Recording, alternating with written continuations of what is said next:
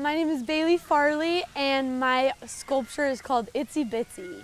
I've just been watching my dad build sculptures ever since I was really little, and I loved when he built the big ones. Those were my favorites. And so for my first sculpture, I wanted to go ahead and go big and make a big one. But compared to his, it's still little, so that's why I called it the Itsy Bitsy Spider, even though it's 8 feet tall.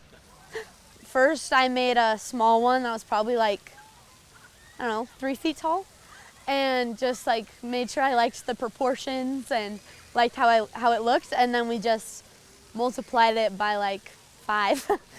And yeah, well, my outfit doesn't show it today, but I'm a big colorful person. I like colors a lot more I just think they're way more fun.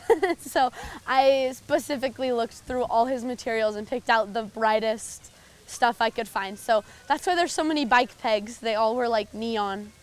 So I liked those a lot. One thing on there that I don't know if anyone will notice, but one of my first things that I made when I was 10 was I made everyone in my family, extended family, I made them a little snowflake.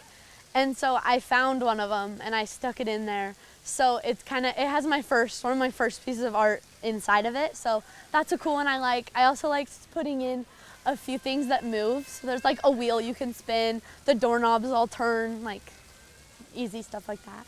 I like to look for things that the kids will like to look at, and that I think finding stuff that everyone would be interested in looking at is really important, and especially if it moves. Those are my dad's ones that you spin and it carries balls up and goes through tracks. I loved those. So anything that moves I like to put in my pieces.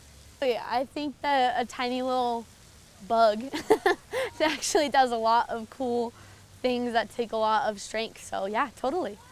That even the little things that you're doing actually make a big difference.